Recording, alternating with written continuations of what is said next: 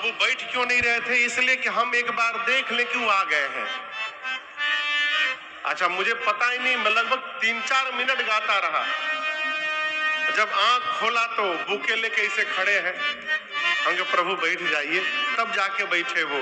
ये स्वभाव ठीक नहीं है। जहां जगह मिले, यदि आप श्रोता हैं तो जहां स्थान मिल रहा है वहीं आराम से बैठिए और बैठकर आंख बंद करके प्रेम से भगवत कथा का रसपान करिए। बाबा जहां तहां सुनहि राम गुण ग्रामा। और आपको बताऊं, इसी क्रम में भगवान शंकर चलते चलते नीलगिरी पर्वत गए थे, जहां काकभुशुंडी जी महाराज कथा प्रारंभ कर रहे थे। वहां भगवान शंकर हंस का रूप धारण करके और भुसुंडी सरोवर में बैठकर पूरी राम कथा श्रवण की। जीवन में सुनने का स्वभाव बनाइए। जानते हैं आजकल परिवार की सबसे बड़ी समस्या क्या है? कभी सोचा है? लोगों के भीतर सुनने की क्षमता कम हो गई है। जिसको देखिए सुनाने में लगा हुआ है,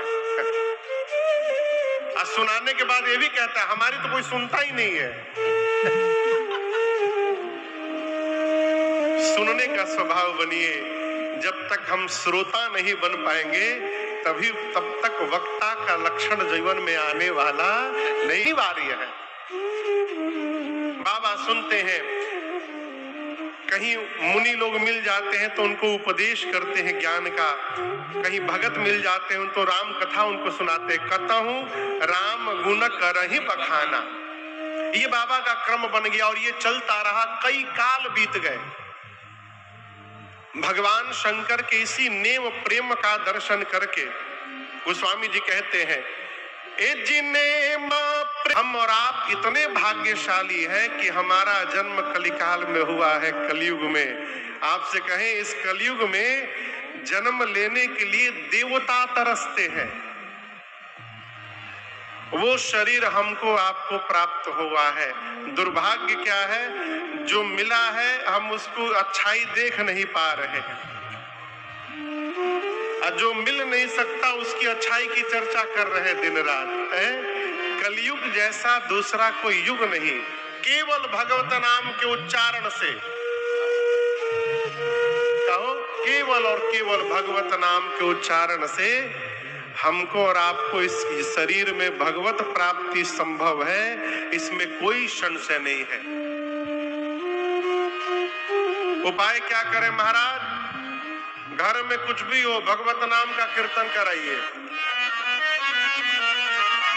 रहे कुछ भी हो, कोई भी जन्मदिन हो, वर्षगांठ हो, लड़का पास हो गया हो, कुछ भी हो, भगवत नाम का कीर्तन कराइए। आप कराइएगा, आपको देखकर 10 लोग और कराने लगेंगे, उनको देखकर 1000 कराने लगेंगे। एक समय आएगा कि चारों तरफ भगवत नाम ही गूंजता सुनाई पड़ेगा। करवाइए मत करिए। कहां करें महाराज? और हम आपको बतावें, भगवत दर्शन प्राप्त करना जितना सरल आसान कलयुग में है, उतना आसान किसी युग में नहीं था। हम और आप इतने भाग्यशाली हैं कि हमारा जन्म कलिकाल में हुआ है, कलयुग में। आपसे कहें इस कलयुग में जन्म लेने के लिए देवता तरसते हैं। वो शरीर हमको आपको प्राप्त हुआ है। दुर्भाग्य क्या है? जो मिला है हम उसको अच्छाई देख नहीं पा रहे हैं, और जो मिल नहीं सकता उसकी अच्छाई की चर्चा कर रहे दिन रात। कलयुग जैसा दूसरा कोई युग नहीं। केवल भगवत नाम के उच्चारण से, कहो केवल और केवल भगवत नाम के उच्चारण से हमको और आपको इस शरीर में भगवत प्राप्ति उपाय क्या करें महाराज? घर में कुछ भी हो भगवत नाम का कीर्तन कराइए। आप समझ रहे हैं हम क्या कह रहे हैं?